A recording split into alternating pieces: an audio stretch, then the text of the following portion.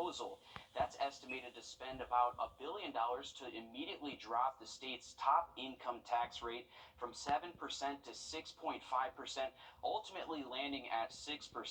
Officials say with COVID relief money from the federal government, lawmakers have a large amount of extra money to spend.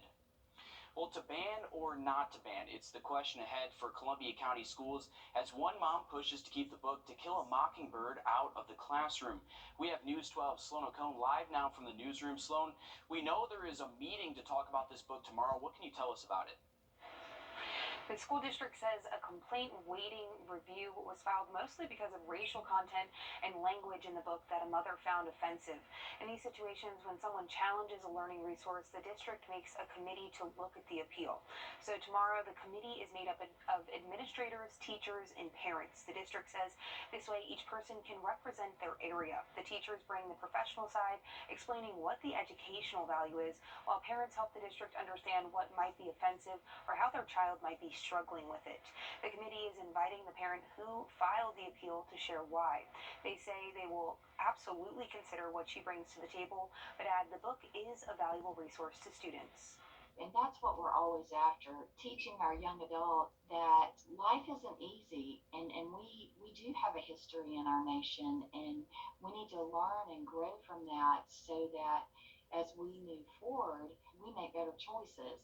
This particular book is really helping our students understand the importance of standing up, even in the face of adversity. The district says they may have a decision by the board meeting tomorrow night, but make no promises. And coming up tonight on News 12 at 6 o'clock, I'm working on a story digging deeper into what this book means to their curriculum. All right, thanks for that update, Sloan. And we have much more news and weather coming ahead. Riley, we know we have some rain moving forward. What are we looking at here? Yeah, we got some rain moving in this evening, but over the next several... Well, there's a small haircutting studio. Well, there's a small haircutting studio in Savannah where one young stylist is making big changes. Here's Tim Gadera with how he's building a better life through his own barbershop. Juwan Brown has always been drawn to the culture of the barbershop. You laughing and joking, you watching kids grow up running around. The culture of the barbershop, I can say, man, it's a lot. It's like a lot of love. But even though he's been cutting hair since he was 14, he is taking his time getting back to that setting. I started off inside the barbershop as a sweet boy, and then once I seen other people cutting hair, I thought it was pretty cool, and ever since then, I just took a love for it. What made me want to get my own studio is that I wanted to become a shop owner, and I wanted to see that experience as being a business owner one day. This is just a stepping stone to see how I will run a barbershop in the future, and I love it here. But then the 25-year-old did not take a straight line into the only job he ever wanted from the start, getting kicked out of school at a young age. It was pretty rough from where I grew up from. Hanging around the wrong crowd, you know, not necessarily trying to fit in, but not the right friends to be around. And so sometimes being around certain people could cause, for you to have certain issues. But everything changed for Brown when, after some time at an alternative school, he entered Beach High School. Juwan always presented himself as one who had character, a good character, one who cared genuinely about others, and one who just had a love for people in general. Actually, I straightened up once I got to Beach. So ever since then, all the teachers there love me, and everyone knows Juwan. And I was actually cutting hair in the locker room at Beach sometimes, yeah. He eventually enrolled in the cosmetology program at Savannah Technical College, became certified as a master barber, and in January opened his own place inside one of the dozens of independent shops at Sola Salons in Midtown Savannah.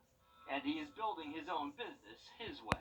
Cutting hair, I can make my own price. I know how much I can make a week to set my goals and have deposit my own money, but I have a booking app. So when everyone has to pay through a card, and I deposit every day in my account, and I pretty much manage my money pretty well. I have a business account, I deal with QuickBooks, I have a CPA, and like the money I'm making, I'm very organized with it. And more than occasionally, he thinks of where he came from and how he can help others out of similar situations.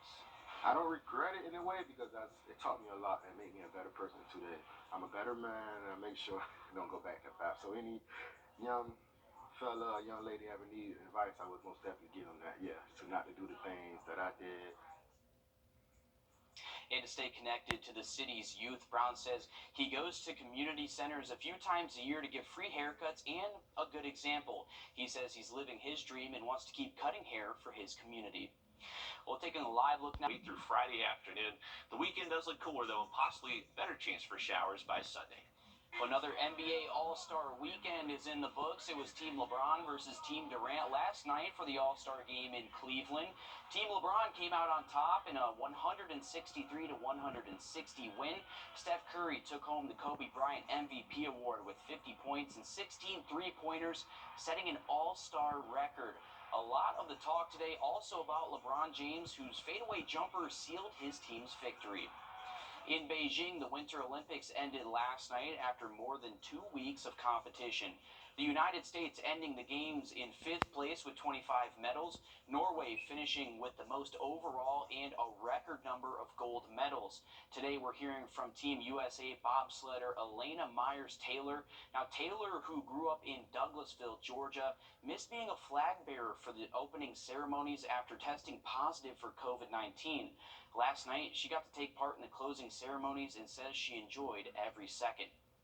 Oh my gosh, to actually be able to carry the flag, to hoist the flag, be able to wave it, it was just a dream come true. With 2 medals, Taylor becomes the most decorated black athlete in the history of the Winter Games with 5 total. And here's a look at the final medal count. Again, Norway taking home the most with 37 total medals and a record 16 gold medals there. Russia, Germany, and Canada followed for 2nd, 3rd, and 4th places. The U.S. rounding out the top 5 with 25 medals, 8 of them gold. Well, breaking news just into our newsroom. The Richmond County Sheriff's Office says it's on the scene of a deadly hit and run. Details are limited, but we know the call came in at around 2:30 on Coleman Avenue. That's where deputies say they found a man in the road who was dead. We're working to get more details. We'll update you when we learn more. Still ahead, first at 4, Queen Elizabeth is back to her... So don't fight heartburn. Block it. Prilosec OTC. One pill in the morning blocks heartburn all day and all night. From the station that's on your side, News 12, first at 4 continues. A family pushes for more help in their search for a missing South Carolina mother of 2. Her car found in McCormick County earlier this month. What the FBI says about the possibility of joining the search. But first, we're following breaking news out of Richmond County. The Sheriff's Office says it's on the scene of a deadly hit and run. Details are limited, but we know the call came in at around 2:30 on Coleman Avenue, right behind Butler High School. That's where deputies say they found a man who was dead in the road. We're actively working to get more details. Follow us on air and on the web to learn more. A live look now outside. Seasonal, if not even below average by Sunday. Thanks, Riley. A terrifying situation for a Florida mom and her toddler. A 2-year-old left behind inside a popular daycare center. The employee is gone for the night. Video shows her locked inside all alone. Here's Megan Fitzgerald with a closer look. A branch of the nation's largest childcare company is under police investigation. Honey, I'm coming, okay? After a parent's horrifying discovery, Stephanie Martinez found her 2-year-old daughter locked inside the South Florida Kindercare Center alone. She frantically called 911. She's inside the daycare. She just came up to the door. She's inside by herself? Yeah, she's crying. She's inside by herself. How's your daughter doing? She is definitely traumatized. Night times are not, she's avoiding trying to go to sleep.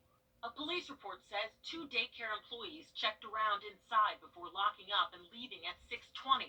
8 minutes later, Martinez arrived. Because I don't get off of work till like 5:30. I do have to pick up my son first. So they always did the favor for me of, staying there a little bit later. The facility closes at 6, but it's supposed to have a 30-minute grace period for late pickups, though it's unclear if the staff knew the little girl was still inside. First responders had to pry the door open to rescue Anastasia. KinderCare, which has more than 2,000 locations nationwide, says nothing is more important to us than the safety of the children in our care. While we're thankful the child was quickly found and was safe, this incident should not have happened. The employees involved have been placed on administrative leave, and the company says all staff will be retrained on proper child supervision. But Martinez says the damage is already done. It was the worst feeling to see her through that glass. I don't want anyone else to go through this. The girl's mother says her daughter is traumatized and she wants the daycare center to be held accountable. She says she does have plans to sue. Well, coming up, a basketball brawl after last night's college basketball game between Michigan and Wisconsin. We'll hear from both coaches as they defend their actions and decisions next. Come on in to Davis Appliance and Furniture, where you can find the best deals in town. It's tax time, so when that refund comes in, it's the perfect time to get the appliances you've always wanted. For the brands you trust at the lowest prices, visit us at Davis Appliance and Furniture. Every day all across the country, our kids start the day with the Pledge of Allegiance. Watch the Daily Pledge every weekday on News 12 this morning. Proudly brought to you by the Gerald Jones Automobile Group. You don't get much time to yourself. So when you do, make it count with Crest Pro Health. It protects the 8 areas dentists check for a healthier mouth. The #1 toothpaste brand in America, Crest. Ordinary tissues. Springtime with us at Kid and Caboodles. Come on in to Davis Appliance and Furniture, where you can find the best deals in town. It's tax time, so when that refund comes in, it's the perfect time to get the furniture you've always wanted. For the brands you trust at the lowest prices, visit us at Davis Appliance and Furniture. A lot happens in a week. Make sure they are putting local issues, your issues first. Full court press with Wrdw. A basketball brawl at the Kohl Center in Wisconsin after Wisconsin's 77-63 win over Michigan yesterday. It all started with a verbal confrontation between Michigan head coach Juwan Howard and Wisconsin head coach Greg Gard during the post-game handshake. Things quickly escalated when Howard took a swing at one of Wisconsin's assistant coaches. Soon after, you can see pushing and punching between players and coaches of both teams. During a press conference, both coaches say the issue began with a timeout called very late by Coach Gard in the last few seconds of the game. Well, basically, I addressed with the head coach that I will remember that because of that timeout, and for someone to touch me, and I think that was very uncalled for him to touch me as we were verbalizing and communicating with one another. So that's what ended up happening, and that's what escalated it. I can take a timeout. It gives my players the best chance to have success. So that's where it started, that he said, I'll remember that. And I said, hey, let me tell you why I did what I did. And he didn't want any part of that. The Big Ten released a statement saying the league is in contact with both programs and is assessing that incident. Closer to home, the search is on for the person responsible for shooting 3 dogs. Right now, there is a $15,000 reward for information leading to an arrest. The Orangeburg County Animal Control and Shelter says it rescued all 3 dogs, the first late last month and the other 2 this month. The Charleston Animal Society, who is behind the reward, says it believes these crimes call for felony animal cruelty if they find the animals were shot for no reason. We know someone must have seen something, so we're hoping that reward will not only, hopefully motivate someone to come forward, but really to show how serious these crimes are. All 3 dogs are looking to make a full recovery. If you know anything about any of these cases, you're asked to call authorities in Orangeburg at the number on your screen. That's 803-534-0045. Automakers are putting electric cars on the fast track.